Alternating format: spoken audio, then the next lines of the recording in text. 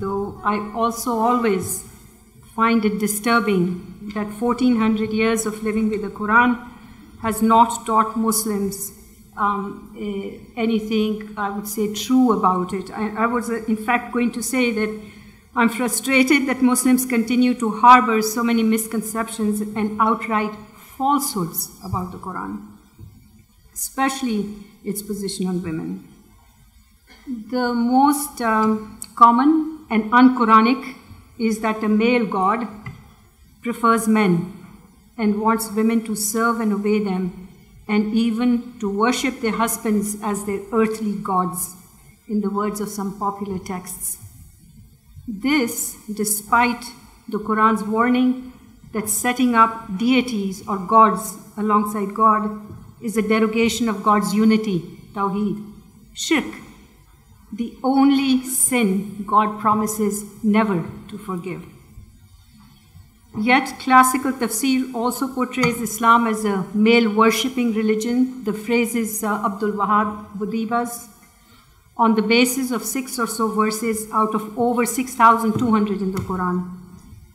And though we can read these differently, Muslims usually resist doing so, partly because they consider classical knowledge to be as authoritative as the Quran itself. My point today is to illustrate that this sort of religious illiteracy is produced by the very nature and structure of religious authority and knowledge in Muslim societies. More troublingly, the way these are configured is against some basic Quranic teachings and injunctions. First, though, I should clarify that by illiteracy, I mean the ignorance that educational systems knowingly create, rather than the fact that a large number of Muslims isn't literate, or that those who are don't much read the Quran either, at least in its entirety, according to many surveys. As an example of an educationally bred illiteracy, I'll take my own. I was born in Pakistan and was educated in Catholic convents and a Presbyterian college, like my parents and siblings, and for some years my son, who is in the audience today. Our first language is English, and speaking now for myself, my worldview for half my life was Eurocentric, in that it was shaped by assumptions of white, European, and Christian supremacy.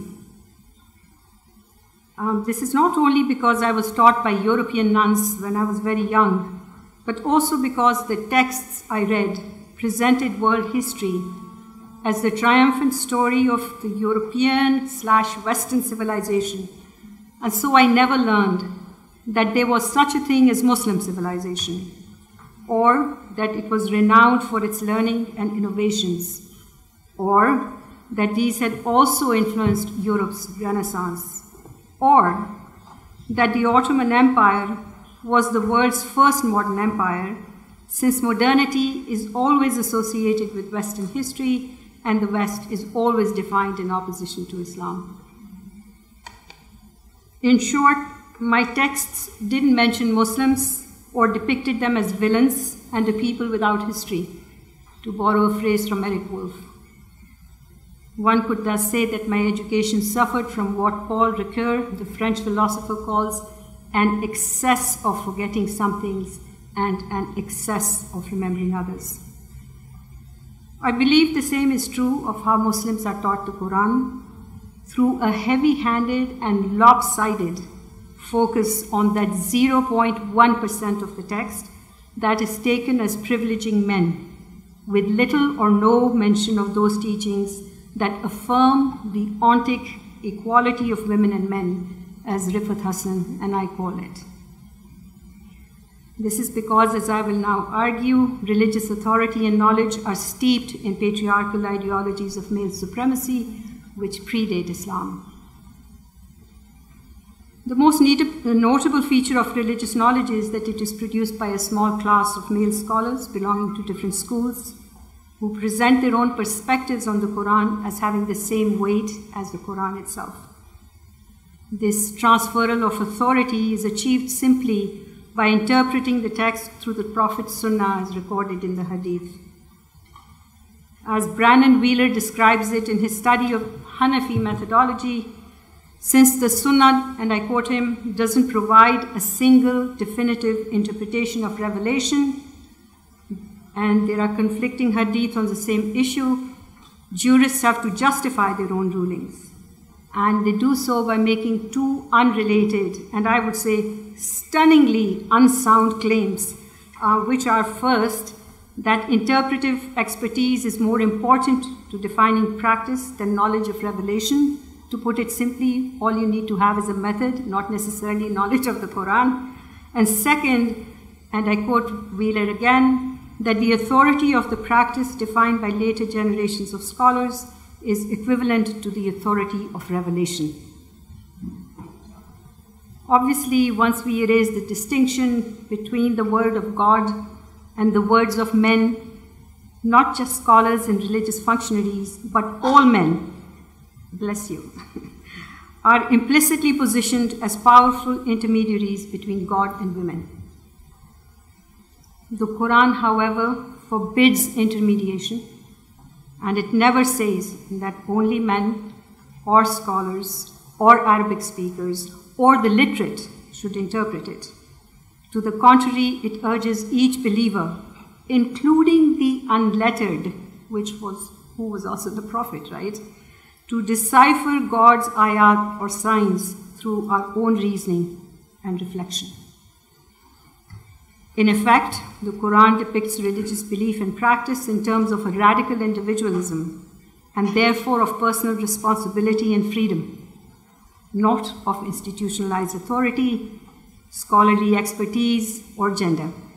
Further, it forbids compulsion in religion.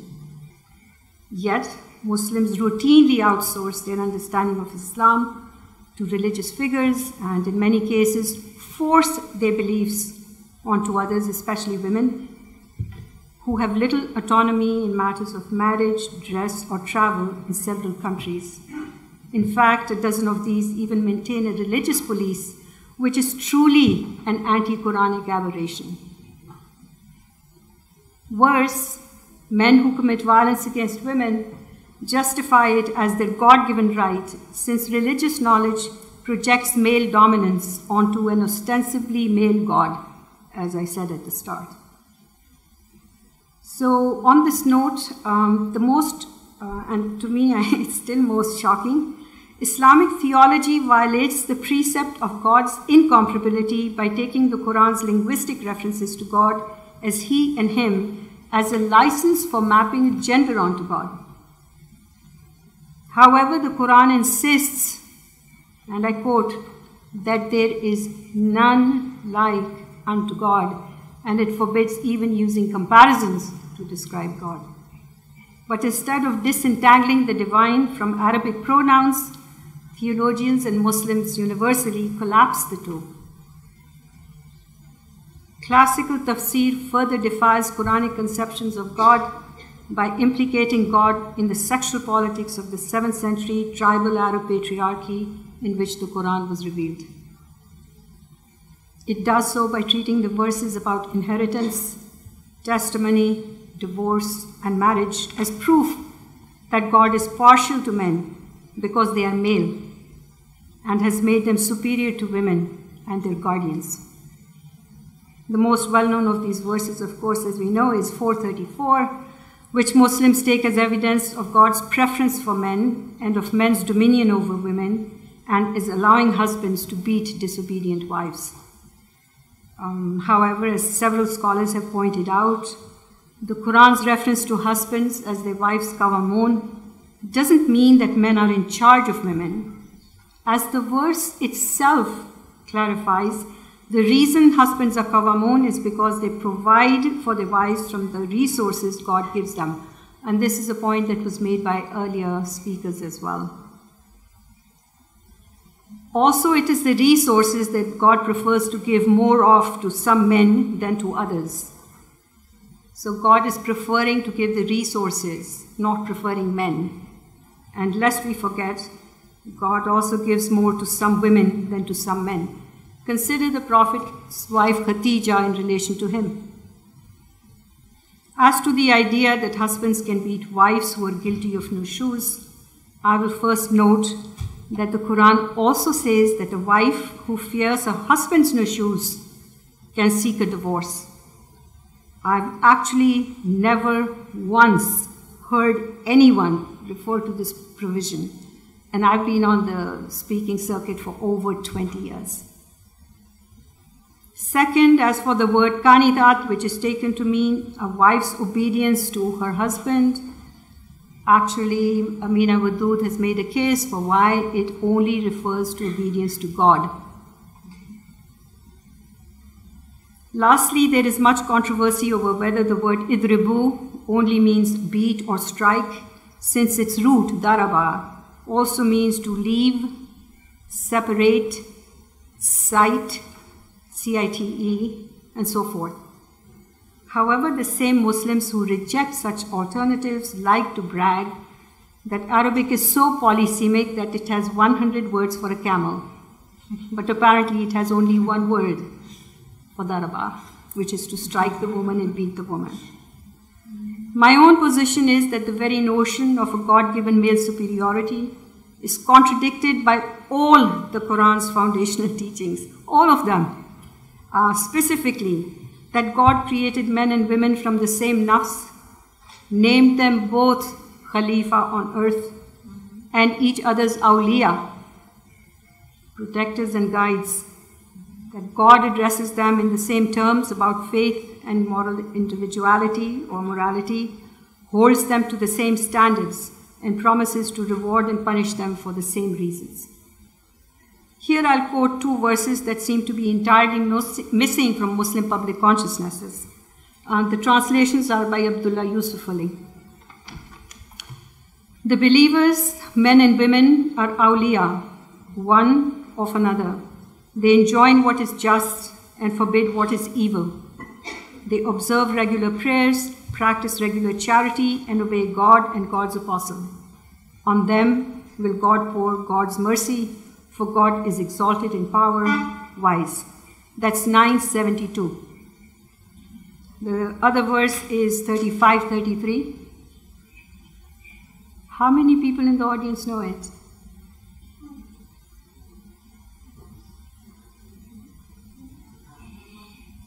For Muslim men and women, for believing men and women, for devout men and women, for true men and women, for men and women who are patient and constant, for men and women who humble themselves, for men and women who give in charity, for men and women who fast and deny themselves, for men and women who guard their chastity, and for men and women who engage much in God's praise.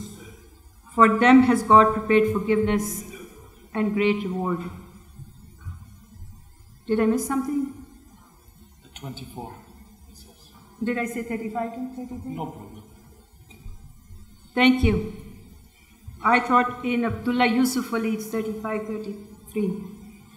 I mentioned earlier that I take these verses as affirming ontic sexual equality, a concept that classical scholars obviously wouldn't have known. Still, it doesn't explain why they totally ignore the implications of such teachings in interpreting verses like 4:34. However, in hindsight, it's clear that the reason they projected ontological male privilege into the Quran is because they applied the hadith to it, and many of the hadith, as you know, contradict its teachings. You've heard that over the last 2 days. For instance, some hadith allege that God made Hawa from Adam's rib, and you know that the Quran doesn't name the woman. And Adama, according to Rifat Hassan, just simply means of the soil. It doesn't mean Adam Brown living down the street from you. Some hadith allege that God made Hawa from Adam's rib, that hell will be filled with women whose bodies are polluting and whose memory is defective, that men exceed women in all aspects, etc. It is also the hadith that deify husbands, endorse female genital cutting, stoning to death for adultery, and face coverings for women, none of which is in the Quran. Of course, there are also some good hadith, like the one that tells a man to treat a woman well because she's made from his rib and is fragile. But this defense of women comes at the cost of refuting the Quran's own egalitarian account of creation. Likewise, another hadith forbids men to strike their wives, but the same Muslims who only accept a hadith-based tafsir reject this hadith on the grounds that God and the Prophet disagreed with one another on this issue. But this defense of men's authority comes at the cost of pitting God and the Prophet against one another, which makes for a truly bad theology. Overall then, hadith-based tafsir makes the Quran seem inconsistent. After all, if women are God's Khalifa and men's awliya, in what way are men better than us or superior to us? Along similar lines, if God gives men the right to beat their wives, why does God urge husbands to deal kindly with a wife who is their enemy? Or why does God emphasize that, quote, mates are of like nature and meant to dwell with one another in love and sukoon, a state of mutual satisfaction? Unfortunately, many scholars write off the inconsistencies they themselves create by declaring that women may be equal to men in God's eyes, but they aren't so in men's, which strikes me as an utter heresy, since men do not outrank God. One way to avoid contradictions would be to read the Quran as a totality, as the text itself advocates, by alluding to its own holism, as it says all of it is from God, and by chastising those who hide parts of it while highlighting others for show. That's the Quran telling us how to read it. Another way to resolve the tensions between 434 and the equality verses, as I call them, would be to distinguish between the universal and the particular in the Quran. That is to say, between verses addressed to historical contingencies and those that convey timeless principles. This too would be in accordance with the Quran's references to the, quote, periodic and contextual nature of some of its content. The quote is from Kenneth Craig. However, this is not what scholars do, as is obvious from how classical tafsir treats a 7th century patriarchy not as a historically existing social structure with which the Quran had to deal, but as divinely ordained and therefore as eternally normative. Such a view has had the effect of sanctifying medieval forms of male rule, such that we think men today are entitled to have the same authority over women that tribal Arab men did a millennium and a half ago. However, it's a strange thing to believe that an all-knowing God would not have known that 7th century structures and roles would change over time and would have made them binding on future generations of Muslims. I also cannot see the logic or wisdom of reading the Quran only through the lens of a long dead patriarchy, since doing so undermines its universalism. Significantly, Muslims do recognize that some verses are time-bound. For instance, they believe that since slavery no longer exists as an acceptable practice, the verses about slavery no longer hold. Although putting it this way ignores that the Quran never advocated slavery to begin with. As such, Muslims weren't compelled to have slaves even in the 7th century. By this logic, though, couldn't we say that since the tribal Arab patriarchy to which God first spoke no longer exists, that we also need to rethink men's and women's roles and rights? In fact, I would argue that since there was no concept of rights in the 7th century, many Quranic provisions are just injunctions about good conduct. And where rights do exist in the Quran, it does not link them to a person's sex and gender. And in support of this claim, which might seem very far-fetched, I will offer two justifications. First, I find no evidence that the Quran defines rights, roles, and obligations in terms of gender. And by gender, I mean the cultural symbolism that human beings attach to biological sex. Indeed, there is no concept of gender in the Quran, as Wadud has also noted. The way I put this is that while the Quran recognizes biological differences between women and men, it doesn't assign any gender symbolism to biology itself. What do I mean? There are no verses that suggest males have X gender attributes while females have Y. Nor does the Quran describe obligations and rights in terms of biological or gender identities. Rather, it does so relationally, that is, in terms of social roles and relationships. Mothers, fathers, wives, husbands, sisters, brothers, slaves, the orphans, the poor, the needy, and so on. Second, in describing husbands' roles, the Quran was both adhering to existing conventions as well as modifying them. And not every modification was in the form of a right. If anything, far from extending men's rights, the Quran severely curtailed their authority, typically in favor of wives. For example, it continued to allow polygyny, but restricted it mostly to some wards of orphans on the condition that it would ensure the orphans' welfare. The Quran also urged husbands to treat their wives equitably and limited their number, and it even forbade the Prophet to acquire another wife, even if her beauty pleased him. In general, though, the Quran advocates monogamy. As it says, God has not created for man two hearts. Similarly, the Quran allowed divorce, but forbade men to keep divorcing the same wife, forbade a form of divorce on a wife's appeals, forbade husbands to expel wives from their homes during a divorce, discouraged them from divorcing a wife of whom they had just gotten tired, and gave the wife the right to initiate a divorce. As for idribu in 434, even if we do take it to mean strike, the Quran does not frame it as a right or as an obligatory command. And so husbands don't have to beat their wives to prove that they're good Muslims. After all, the Quran also counsels kindness to a wife from whom husbands fear enmity. Additionally, if a husband accused his wife of adultery on his own witness, the Quran gave her the right to refute his charge on her own witness, and if she did, there the matter ended. Of course, we never hear about this model of evidence giving, in which a wife's testimony trumps her husband's.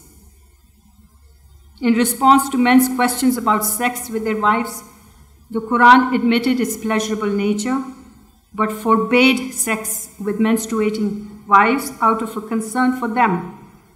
It said it's a period of trial for them. Forbade lewd behavior with wives, forbade sex during Ramadan, forbade men to marry women they previously could, and forbade them to inherit women against their will. The Quran's new provisions also radically altered the institution of marriage by treating the wife as a legal entity rather than as chattel, and teaching that spouses are each other's garments whose relationship should be conducive to mutual love and satisfaction. Predictably, though, Muslims not only failed to put any limitations on men's authority, but they expanded it far beyond the Quran by perverting its teachings. They took its passing allusion to sex with a wife to mean that she had no choice in the matter, while curbs on a husband's violence against a wife morphed into a license for all men to beat any woman. Then too, a reference to husbands as their wives' providers turned into the slander that God is biased in favor of men, and so on and so on. This cultivated ignorance continues to harm women disproportionately by putting them in the position of serving two masters, God and men. Indeed, in societies where men's authority has displaced God's, women are taught to believe that serving men means serving God. If this weren't scandalous enough, women victims of male violence experience God's word as cruel and unjust, since men who are prone to violence disguise their misogyny as God's will. In conclusion, then, the theological and social costs of protecting male supremacy are debased views of God and the degradation of women in God's name. The difficulty, though, is that while many men reject forms of authority that are conducive to shirk and women's abuse, in other words, gentlemen, I don't believe that everyone sitting here wants to beat their wives and generally be difficult. This is to acknowledge that many men don't want that kind of authority anyway, but the problem is that you are in a small minority and we still continue to live in patriarchies.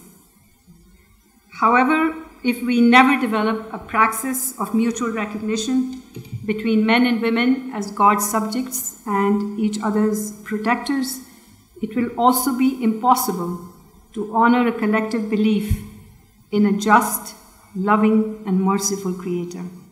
Thank you.